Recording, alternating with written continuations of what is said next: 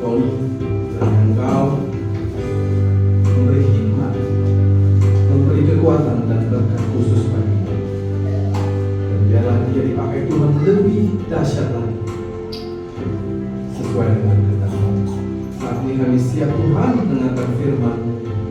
Berikanlah kami pengertian dan hikmat baru, karena semuanya adalah tentang Kristus.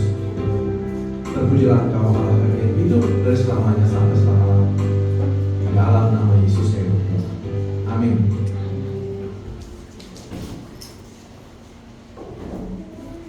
Selamat pagi Bapak Ibu. Good morning. Saya grogi kalau korban depan Bapak Ibu.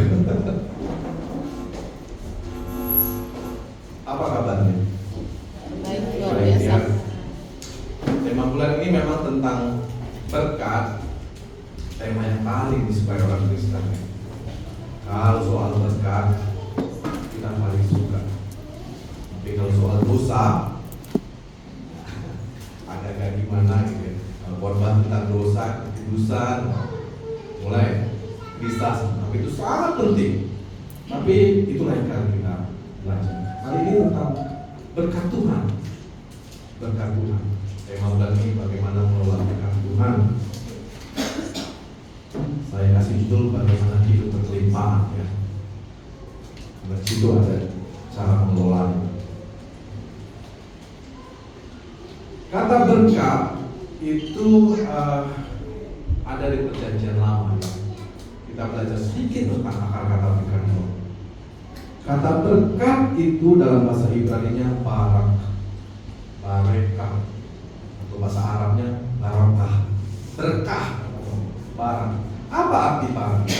Artinya adalah memuji, memberi selamat, atau memberi hormat.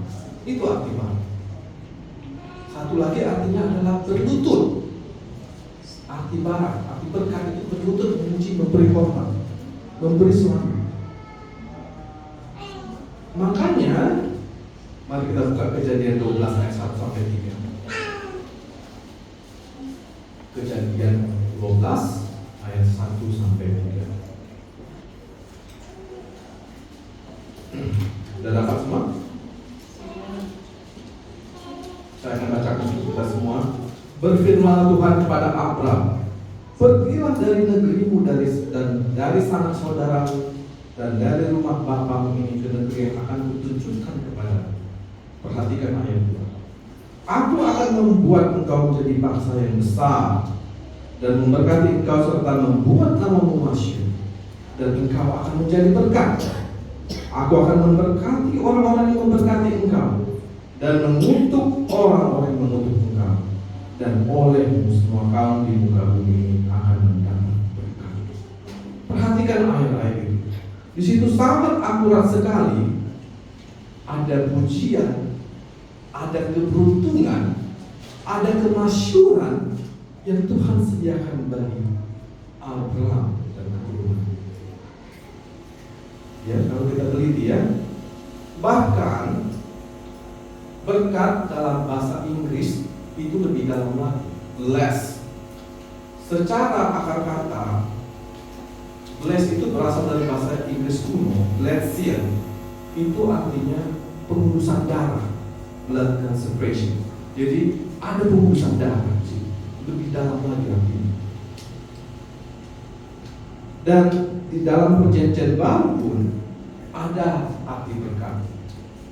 Seperti kita baca di Efesus nanti ya. Kata berkat lain itu ada di Mazmur dan Amsal, yaitu menunjukkan keadaan bahagia, menunjukkan keadaan bahagia. Ada firman mengatakan, berbahagialah orang yang tidak berjalan menurut orang fasik, yang tidak berdiri di jalan orang berdosa, yang tidak duduk dalam kumpulan pencemooh. Itu di Mazmur 1 ayat 1. Di situ juga berbahagialah. Ada keadaan bahagia, action bahasa kita ini. Di situ keadaan berbahagia. Bapak Ibu tahu, kalau ketaatan itu ada adalah syarat untuk kita mendapat berkat. Kalau kita baca ini berbahagia orang yang tidak berjalan menurut nasihat orang fasik, kita dituntut untuk taat. Kita telah ditebus oleh Tuhan Yesus, telah diselamatkan. Tapi untuk mendapat berkat, kita harus taat. Ketika di Efesus dibilang kita memuliakan Tuhan atas semua berkat yang Dia berikan, kita memuliakan Allah karena semua berkat yang telah Tuhan berikan. Kita juga Tuhan suruh memberkati mereka yang menganiaya kita karena kita dipanggil untuk menerima berkat dari Tuhan. 1 Petrus 3 ayat 9. Kita dituntut juga. Sekalipun orang itu tidak layak untuk diberkati, tapi Tuhan perintahkan kita mengucapkan hal-hal yang baik terhadap orang itu, memberkati mereka. Gitu ya. Memang berkat kita luar biasa tuh.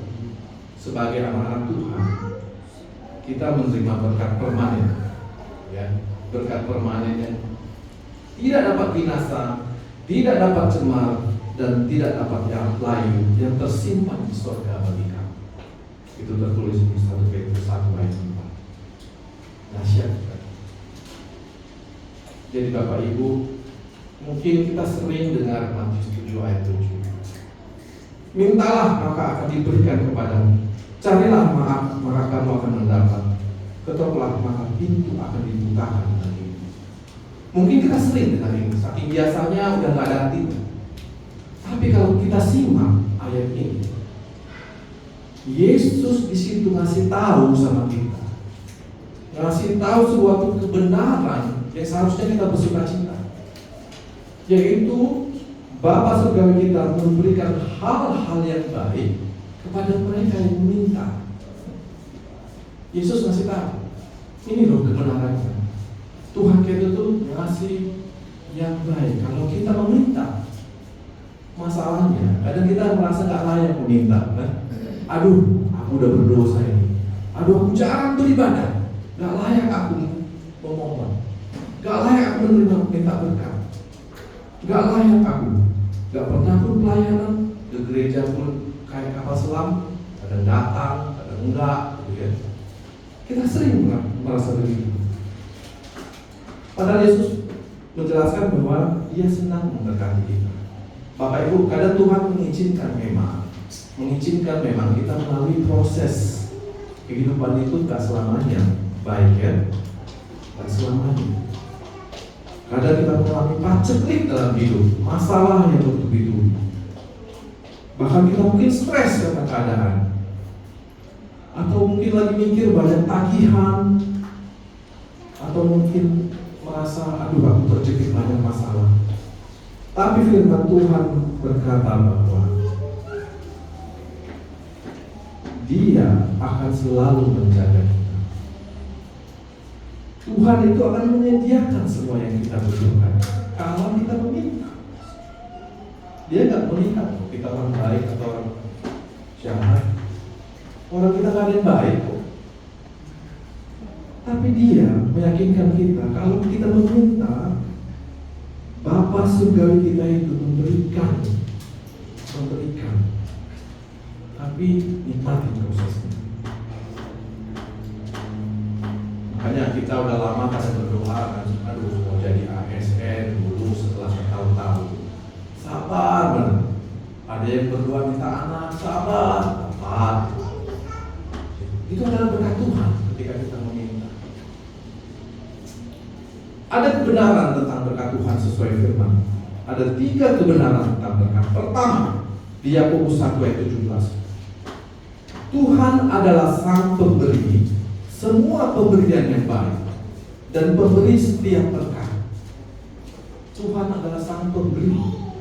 Artinya satu-satunya pemberi semua pemberian yang baik dan setiap berkat sesuai firman-Nya. Setiap pemberian yang baik dan setiap anugerah yang sempurna datangnya dari atas, diturunkan dari Bapa segala terang.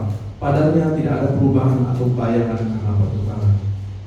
Jadi Tuhan memang sang pemberi. Ya, kita harus sadar ini.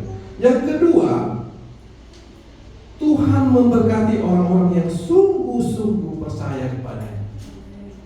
Amin. Tuhan memberkati orang yang sungguh-sungguh. Namanya sungguh-sungguh.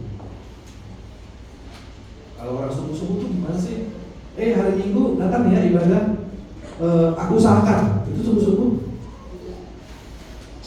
Kalau dibilang aku usahakan, itu 99% nggak datang. Ya, orang sungguh-sungguh itu gimana Joe? Ya, aku akan datang, pasti. Nggak ada insya Allah, itu nggak ada. Insya Allah itu 70% nggak datang. Terdengar rohani ya. Tapi Tuhan memberkati orang yang sungguh-sungguh percaya kepadanya, seperti firman-Nya. Diberkatilah kiranya orang yang mengandalkan Tuhan, yang menaruh harapannya pada Tuhan, yang akan seperti pohon yang ditanam di tepi air dan yang tidak mengalami datangnya panas terik, yang daunnya tetap hijau, yang tidak khawatir dalam tahun kering dan tidak berhenti menghasilkan buah. Yeremia 17 ayat 7 sampai 8. Agak balik sih ayat di sini ya. Sebenarnya kalau bisa sih di note karena firman-Nya itu berkuasa. Jadi kita harus datang sungguh-sungguh percaya kepada Tuhan. Yang ketiga, kebenaran dalam sesuai firman Tuhan adalah berkat Tuhan adalah satu-satunya sumber kekayaan kita yang sebenarnya. Satu-satunya. Ayat ini mungkin sering kita dengar. Amsal 10 ayat 5. Berkat Tuhanlah yang membuat kita kaya, susah payah tidak akan menambahinya. Artinya apa? Hanya berkat Tuhan yang buat kita kaya. Kerja keras itu nggak ada guna. Kalau firman Tuhan beda dengan dunia Bapak Ibu. Kalau dunia bilang apa? Kalau mau kaya kerja keras. Beda dengan firman Tuhan, kerja keras tidak akan menambahinya, nggak akan buat kau kaya. Hanya berkat Tuhan yang buat kita kaya. Itu firman Tuhan. Makanya orang Kristen sering diejek kan. Berdoa-doa yang kemudian ini lala, nggak kerja-kerja. Padahal memang itu firman Tuhan. Karena sumber berkat itu hanya Tuhan. Tapi bukan berarti nggak kerja ya. Jangan salah paham. Bukan berarti nggak kerja. Karena firman Tuhan bilang kalau nggak kerja nggak usah makan. Kita hanya bergantung pada Tuhan berkati. Itu kebenaran firman Tuhan. Tentunya Bapak Ibu, Tuhan memberkati kita itu pasti ada tujuan. Gak mungkin Tuhan memberkati kita itu gak ada tujuan. Tidak mungkin. Ada tujuan. Apa sih artinya diberkati? Apa artinya diberkati? Dan apa pentingnya berkat itu pada bagi kita orang Kristen? Kita ini orang-orang Indonesia, gak tahu ya orang kuliah. Kalau orang Indonesia itu kan yang namanya diberkati, pasti punya sesuatu yang lebih, ya nilainya itu lebih. Kita merasa kalau rumah kita besar, diberkati. Amin. Kita merasa kalau karir kita bagus, diberkati. Kita merasa kalau kita mobil kita keren, Mercedes SL car, it's okay, itu diberkati. Apakah itu namanya berkat? Kalau naik angkot ke gereja, ya diberkati. Berkat bukan sesederhana itu, Ferguson. Berkat lebih dari itu. Makanya ada orang Kristen, dia minta berkat sama pendeta. Ditanya dulu pendetanya. Pendetanya datang pakai apa ya? Kalau pakai mobil, aku mau didoakan sama dia. Kalau pendetanya naik angkot, malas dia. Ada loh orang Kristen. Di sini nggak ada sebenarnya. Nggak ada yang kampung. Di sini nggak ada. Di luar sana. Ada seperti itu loh. Dia lihat dulu pendetanya. Pendetanya pakai mobil bagus, wangi. Nah, kayaknya ini diberkati nih orang. Aku mau lagi doakan sama dia. Padahal Tuhan nyuruh kita untuk berdoa sendiri kan? Apa nyuruh orang? Tuhan suruh kita meminta.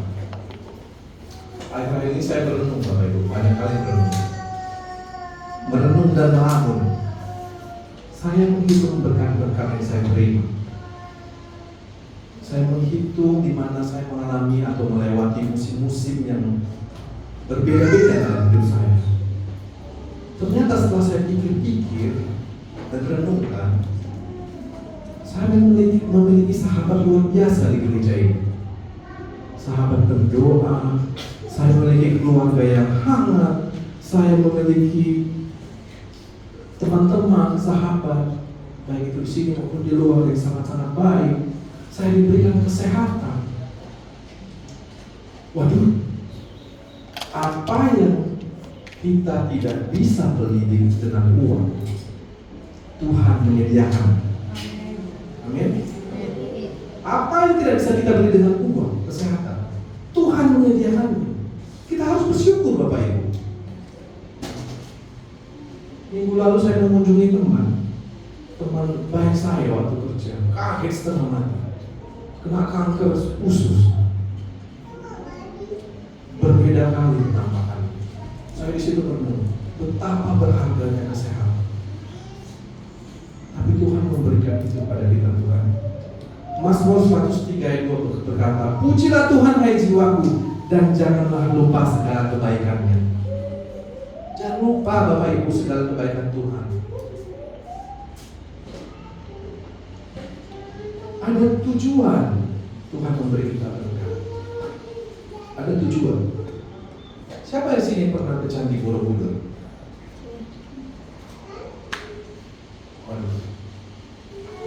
Candi Borobudur, Candi Prambanan, hebat ya.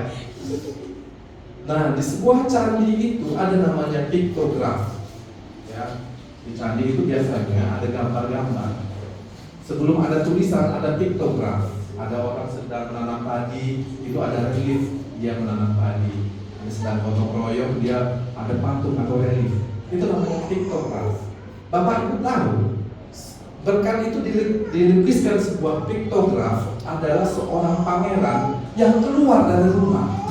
Itu berkat dilukiskan zaman dulu. Berkat itu adalah seorang pangeran keluar dari rumah. Itu persis sekali ketika Yesus Kristus keluar dari surga, rumahnya yang luar biasa mulia datang untuk menebus kita, untuk membebaskan kita dari kutuk dosa. Itu berkat yang paling besar yang kita terima, keselamatan dan pengampunan. Jadi tujuan berkat adalah untuk menyediakan semua yang dibutuhkan oleh kita.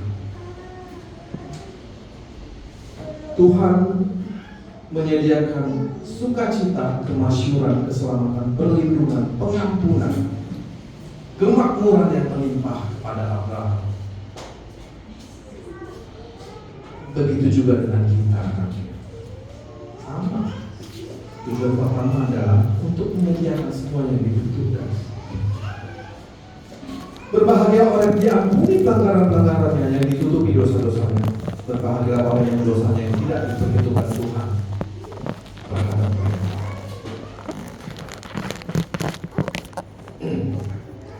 Yang kedua, tujuan berkat itu adalah untuk menjangkau generasi.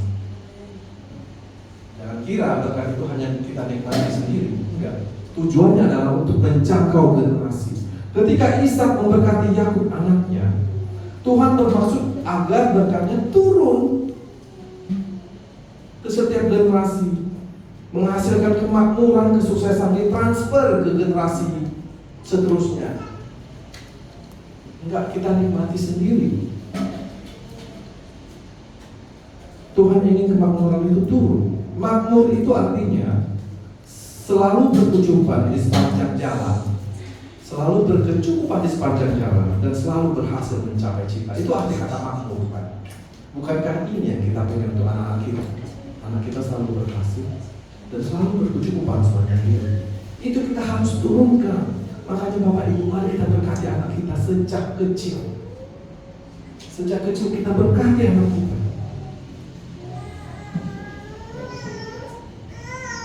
Itu makanya orang Israel itu sangat kuat, Bapak Ibu. Sampai sekarang orang Israel itu turun-temurun mengajarkan anaknya, dan sangat kuat dan sangat diberkati, sangat cerdas. Itu rahasia mereka yang kita harus contoh. Kita harus memberkati. Ada firman Tuhan di Kejadian 28 ayat 3 berkata, semoga Allah yang Maha Kuasa memberkati engkau dan membuat engkau beranak cucu dan membuat engkau menjadi banyak sehingga engkau menjadi perkumpulan bangsa-bangsa. Tuhan memberkati. Tapi jangan membuat anak jadi berhala. Jangan memberhalakan anak kita, Bapak Ibu. Sikit-sikit kita khawatir, sikit-sikit kita mikir anak. Jangan diberhalakan. Yang harus jadi Tuhan itu adalah Tuhan Yesus, bukan anak.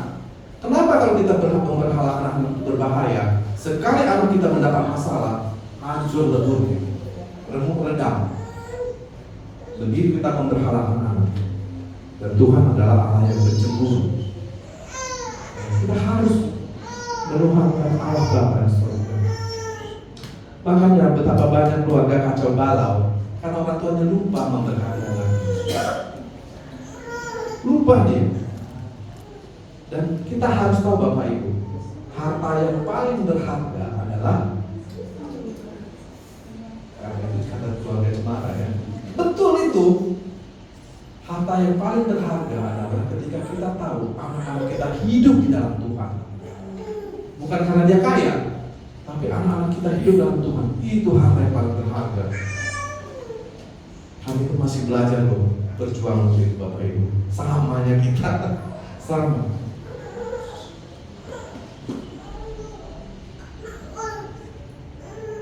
Tapi anak sekarang beda ya dengan kami zaman dulu ya. Agak beda. Anak sekarang suka kali melawan. Zaman dulu kami misalnya orang tua Bapak Ibu, Bapak kita udah berdiri di pintu, udah takut gitu. Anak sekarang cuek aja deh kan. Beda memang. Kita juga harus belajar sebagai orang tua ya. Parenting itu harus belajar juga. Jadi dalam Ulangan 28 juga kita melihat Tuhan akan memberikan kemakmuran melimpah, kemenangan, kesuburan, promosi jika engkau mendengar suara Tuhan dan dengan setia melakukan segala perintah. Ulangan 28 itu sangat sering kita baca bukan? Keselamatan memang diberikan cuma-cuma, tapi berkat hanya diberikan kalau kita taat. Ketaatan. Kalau kita mau diberkati ya harus taat. Yang ketiga, tujuan berkat itu diberikan adalah untuk menggenapi rencana Tuhan. Untuk menggenapi. Tuhan memberkati mereka dan berkata kepada mereka, berbuah dan bertambah banyak, penuhilah bumi dan taklukkan, memerintah atas ikan di laut dan burung-burung di langit dan atas setiap makhluk yang hidup dan bergerak di tanah. Jadi melalui berkat, Tuhan melepaskan tujuan ilahi atas umat manusia untuk menghasilkan, untuk menguasai, untuk meningkatkan, untuk mengelola dengan baik, memanage dengan baik. Ada tujuan ilahi loh kita diberkati itu. Kata berkat pertama kali itu muncul Kejadian 1 ayat 22 ya. Di hari kelima penciptaan Tuhan memberkati ikan dan bumi. Kemudian hari ke-6 Tuhan memberkati manusia. Jadi ada tujuan ilahi ketika kita diberkati untuk menguasai, menghasilkan, memanage, mengelola dengan baik. Dan seiring dengan itu berkat Tuhan juga membuat orang lain takjub akan Tuhan. Itu seiring orang akan bertanya-tanya, kawan itu kayak nggak jelas pekerjaannya, tapi kok dia banyak kali berkat. Orang akan bertanya-tanya, siapa sih Tuhannya? Ketika kita diberkati, tanpa kita sadari orang memperhatikan Bapak Ibu. Suatu saat saya pernah tahun 2002, saya bukan orang-orang Kristen yang taat-taat amat Bapak Ibu. Samanya kegaduhan, apalagi zaman dulu. Suatu saat saya bekerja di department store Ramayana namanya. Tahun 2002 sempat saya kerja di sana. Dikirimlah ke Jakarta. Satu tim itu kami dikirim pendidikan selama 2-3 minggu. Orang-orang Batak semua dan nakal-nakal, termasuk saya. Ada satu orang Cina rumahnya. Dia datang menemui saya. Namanya Hendra. Dia bilang gini, bro, aku bisa bicara dengan kau sebentar. Apa bro? Kau orang Kristen? Iya. Aku lihat kau berbeda dengan kawan-kawan yang lain. Padahal aku merasa tak ada beda, sama aja. Kami ngomong jorok, aku ikut ngomong jorok. Entah apa yang diperhatikan. Bisa kita bicara. Aku lihat kau berbeda. Terus ngomong apa? Kau kan orang Kristen. Kau bisa jelaskan nggak siapa Yesus Kristus itu sama aku? Aku bingung waktu itu ya. Akhirnya kami pergi ke lantai 4, cerita tentang Yesus dengan kemampuan saya waktu itu. Akhirnya dia pengen tahu banyak. Terus ketika pulang ke Medan, saya rekomendasikan dia gabung ke gereja Bethel. Karena waktu itu saya nggak yakin dengan gereja Baptis. Jadi saya rekomendasi dia gabunglah dia dan menikah di sana waktu itu. Aku nggak tahu apa yang dia perhatikan. Rupanya dia bilang sama saya, dia suka memperhatikan aku ketika bangun pagi. Ketika bangun pagi saya selalu nunduk. Padahal belum tentu berdoa, saya tuh menunduk aja gitu loh. Bangun di pinggir tempat tidur, bangun gini. Kiranya berdoa, memang ada kalanya saya berdoa. Gitu. Tapi saya sangat heran, rupanya orang memperhatikan. Sama kita juga demikian Bapak Ibu. Orang memperhatikan. Ketika kita diberkati, orang akan hormat kamu dan menuruti Tuhan, bahkan percaya pada Tuhan. Yang keempat Bapak Ibu, tujuan berkat adalah sebagai penutup ilahi atas mereka yang diberkati. Mungkin Bapak Ibu nggak ngerti ya, apa sih penutup ilahi? Saya pun bingung cari kata-kata di bahasa Indonesia. Kalau mobil itu kan ada cover ya, itu kan supaya nggak kena hujan. Saya bingung, apa sih gitu ya? Kalau seseorang yang menaungi, penaung ya, bukan? Kalau seorang yang memberikan pemberi, kalau seseorang yang menaungi apa? Penaung. Pokoknya entahlah gitu ya. Jadi untuk menutupi, kalau kita misalnya doa berkat, Tuhan memberkati engkau dan melindungi engkau, Tuhan menyinari engkau dengan wajahnya dan memberi engkau kasih karunia, Tuhan menghadapkan wajahnya kepadamu dan memberi engkau damai sejahtera. Tuhan menaungi itu dengan berkatnya, dengan kuasanya. Makanya Bapak Ibu jangan pernah tinggalkan doa berkat. Karena apa? Tuhan menaungi kita, mengcover kita, menutupi kita dengan naungan kuasanya, berkatnya. Makanya dibilang bilangan 6 ayat 27, mereka akan menobatkan namaku ke atas orang Israel, aku akan memberkati mereka. Jadi Tuhan sini berkata, semua berkat yang diucapkan atas namanya berkuasa. Semua berkat yang diucapkan atas namanya berkuasa. Makanya jangan pernah tinggalkan doa berkat. Padahal saya melihat kebaktian habis khotbah ngecek ya. Ketinggalan dia berkatnya. Padahal itu sangat penting. Tuhan melepaskan berkat ketika namanya didebatkan. Itu firman Tuhan yang berkata. Kemudian yang kelima, tujuan berkat itu untuk apa sih? Untuk dibagikan. Untuk dibagikan.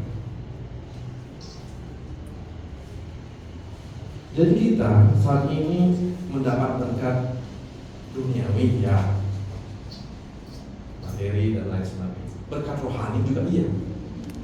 Amin Bapak Ibu. Amin. Di Efesus 1 ayat 3 berkata, terpujilah Allah dan Bapa Tuhan kita Yesus Kristus, yang dalam Kristus telah mengaruniakan kepada kita segala berkat rohani dalam surga. Apa sih berkat rohani? Kalau kemarin 17 Agustus, tiba-tiba Bapak Ibu terima surat undangan dari Istana Negara, dari Presiden Jokowi menghadiri upacara kemerdekaan di IKN misalnya. Semua ditanggung, pesawat, hotel, uang saku berlebih, duduk di VIP. Kira-kira Bapak Ibu senang banget? Senang kan diundang Jokowi? Senang nggak? Senang. Kita pun demikian Bapak Ibu. Tuhan Yesus memilih kita sebelum dunia dijadikan. Bukan kamu yang memilih aku yang pilih. Itu berkat rohani loh. Luar biasa. Makanya bangga jadi orang Kristen. Udah dipilih Tuhan. Dia memilih kita sebelum dunia jadi. Itu hebat loh Bapak Ibu.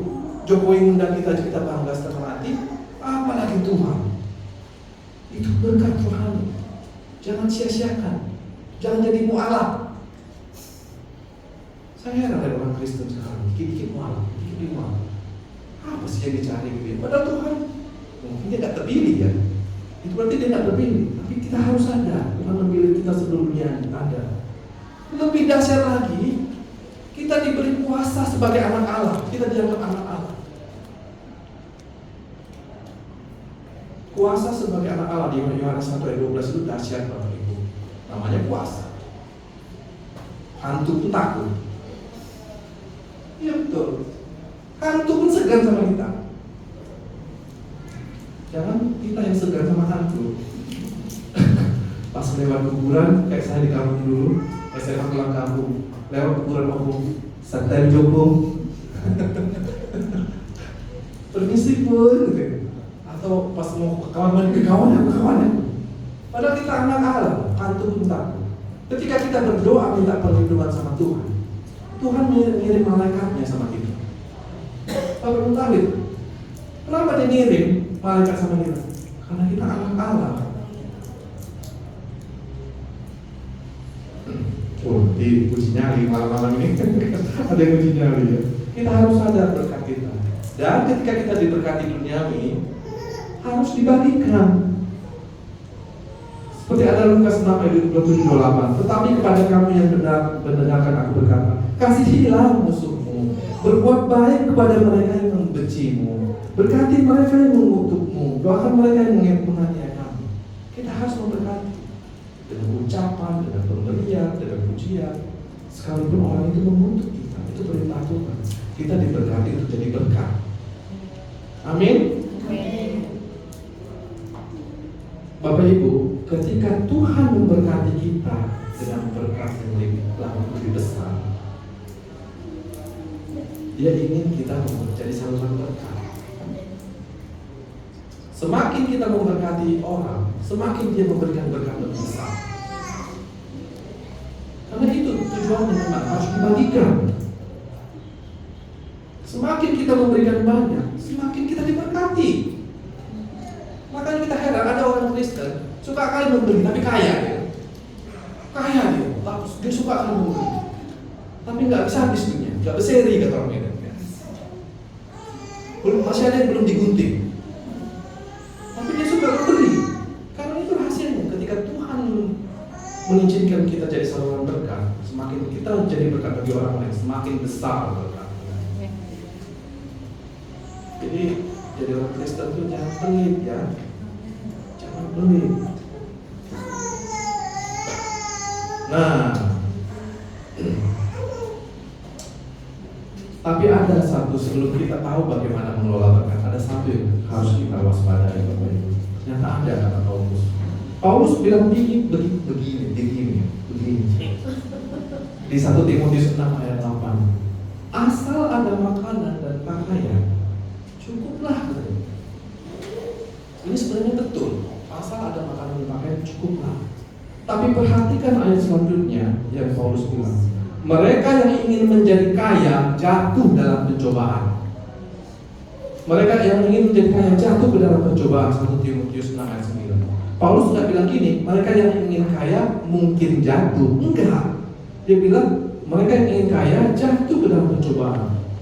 Memang iya Bapak Ibu. Ketika kita ingin lebih kaya, kita jatuh dalam pencobaan.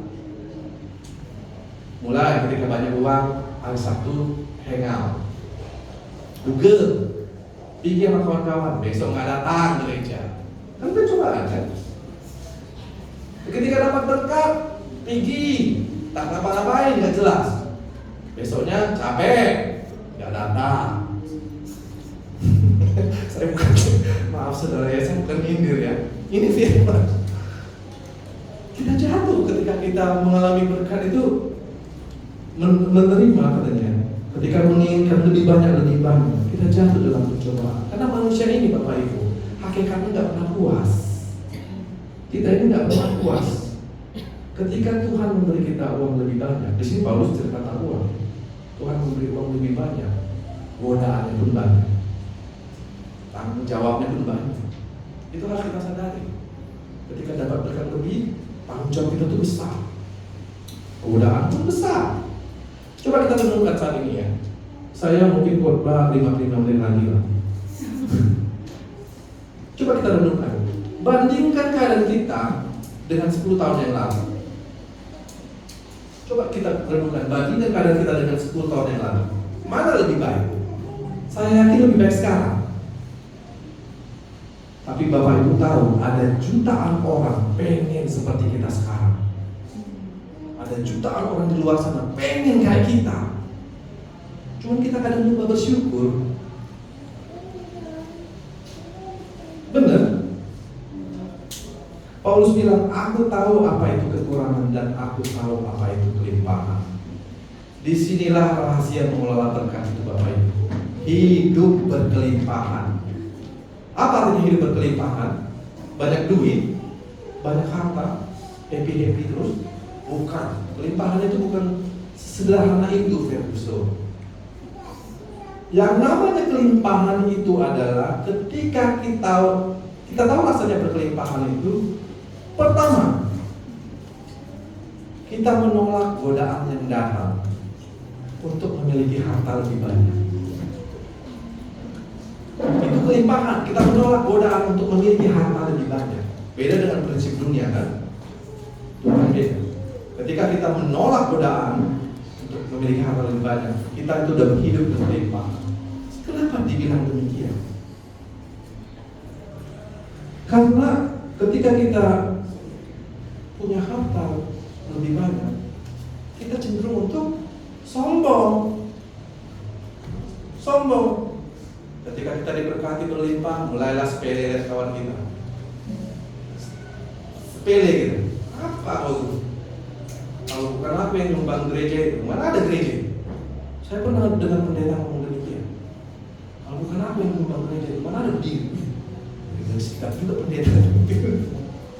Karena kita diberi kelimpahan, kita cenderung untuk sombong. Ketika kita pengen harta lebih banyak ya, kita pengen harta lebih banyak itu, kita cenderung untuk sombong. Makanya berkelimpahan itu adalah menahan godaan. Seperti Nebukadnezar ketika dia sedang berjalan di istana Babel, dia bilang begini, bukankah Babel yang besar ini yang telah aku bangun dengan kekuatanku, yang besar sebagai kediaman kerajaan dan untuk memuliakan keagunganku? Kalau bukan karena aku, mana ada kerajaan ini? Jangan pernah kita bilang gitu Bapak Ibu ya. Kalau bukan karena aku, nggak ada gereja. Kalau bukan karena aku, nggak ada pelayanan itu. Jangan kata Paulus berkata, waspadalah jangan kamu sampai berkata dalam hatimu, kekuatanku, tanganku telah memberiku kekayaan ini. Jangan pernah. Yang kedua, hidup berkelimpahan itu tadi adalah jangan menolak godaan ya. Karena godaan itu ada godaan untuk sombong dan ada satu godaan lagi yang sering kita alami, godaan menunda-nunda. Kalau kita cari uang, kita akan tunda, udahlah nanti aja lah pelayanan. Nantilah pas aku tua aja aku setia. Nantilah pas pada waktu aku datang ke gereja. Kita menunda-nunda. Padahal siapa yang tahu waktu? Apa yang kita bisa menjamin besok hidup? Apakah kita bisa menjamin besok ada duit? Itu godaan.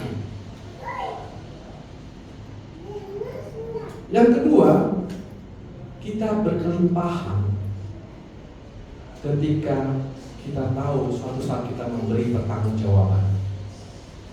Suatu saat kita memberi pertanggungjawaban. Kalau kita sadar itu, kita berkelimpahan. Suatu saat seperti orang yang memberikan talenta itu ya, ada 5 talenta, dia akan datang melihat seberapa besar. Sama kita pun demikian. Ketika kita diberkati, nanti suatu saat Tuhan akan menuntut pertanggungjawaban. Suatu saat di depan kita ada Tuhan nanya, apa yang kau lakukan dengan berkat yang kau beri? Terus kita pelongok-pelongok gitu. Ingat dan sadarlah ini. Cara mengelola berkat adalah kita sadar suatu saat ada pertanggungjawaban.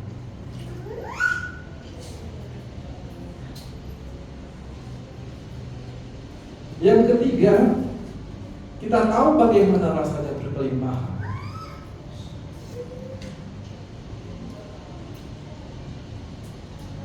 Ketika kita dapat melihat cara terbaik untuk menggunakan yang Tuhan berikan.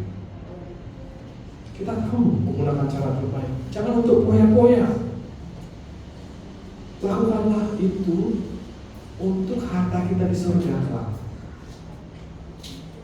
Ya, Bapak Ibu, sepele memang kesannya. Ketika kita memberi orang minum aja, Tuhan perhitungkan. Ketika kita memberi senyum kepada orang, Tuhan perhitungkan. Bagi manusia sepele, bagi Tuhan tidak. Ketika kita memberi makan orang yang susah, Tuhan perhitungkan. Makanya ada perumpamaan kan. Kau ketika aku sakit, mana ada kau ini kata Tuhan. Waktu aku lapar, mana ada kau kasih. Kapan aku gak kasih kan? Makanya kita harus tahu mengelola terbaik. Berikan bagi harta kita di surga Allah. Kita dapat melihat cara terbaik untuk menggunakan apa yang Tuhan berikan.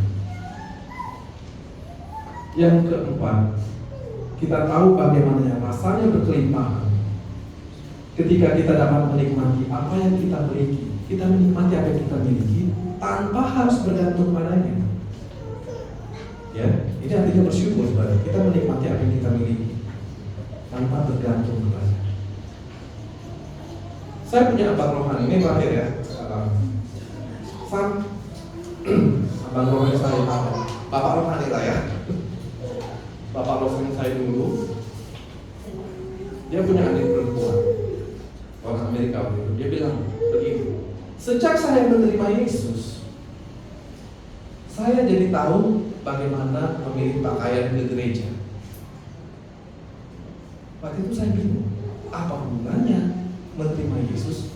Dia jadi tahu cara memilih pakaian untuk pergi ke gereja. Saya bingung bertahun-tahun mikir itu. Waktu saya khotbah ini, saya sadar itu 26 tahun yang lalu, tahun 98. Sadarnya baru kemarin. Minggu. Itu entah aku yang tahu, kata apa, nggak tahu. Mungkin aku yang tahu. Baru sadar. Saya bingung, apa hubungannya menerima Yesus dengan dia jadi tahu cara memilih baju ke gereja. Ternyata Bapak Ibu, rahasianya, ketika Roh Tuhan ada sama kita, kita bebas. Kita diberi kebebasan. Ketika Roh Tuhan ada, di situ ada kebebasan. Kita nggak lagi terikat ini, itu nggak lagi. Kita suka cita dengan apa yang kita miliki. Kita suka cita apa yang kita punya, tanpa harus bergantung sama itu. Walaupun kita naik angkot ke gereja, kita suka cita. Walaupun kita minjam motor orang ke gereja, kita suka cita. Walaupun kita ngontrak rumah, kita suka cita. Walaupun jomblo sampai sekarang, tetap suka cita. Jadi di mana ada Roh Tuhan, di situ ada kebebasan, Bapak Ibu. Amin. Makanya gitu cara mengelola berkat. Itu namanya bersyukur. Kita menikmati apa yang kita miliki. Memang paling enak itu hidup pas-pasan, tapi hidup pas-pasan itu enak. Pada saat pengen keluar negeri, pas ada duit. Pada saat pengen makan, ada yang traktir. Pas kan? Pada saat pengen baju baru, dapat diskon besar-besaran. Pas-pasan. Mari dapatkan karunia menikmati dari Tuhan. Jangan kejar harta, kejarlah Tuhan. Sebagai penutup,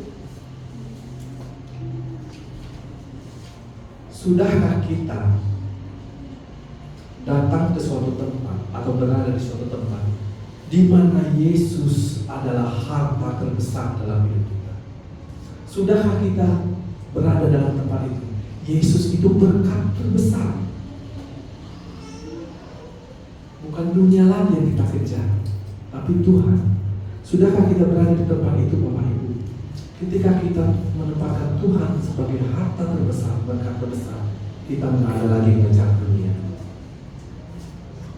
Mari kita berada di tempat atau keadaan di mana Yesus adalah harta yang paling berharga, di mana Yesus adalah pusat hidup kita, di mana Yesus adalah tujuan hidup kita, di mana Yesus adalah sahabat kita, di mana Yesus adalah satu-satunya harta yang tak pernah hilang dalam hidup. Kalau kita mengejar dunia, suatu saat akan diambil harta itu. Jadikanlah Yesus sebagai harta kita yang utama. Tuhan Yesus memberkati.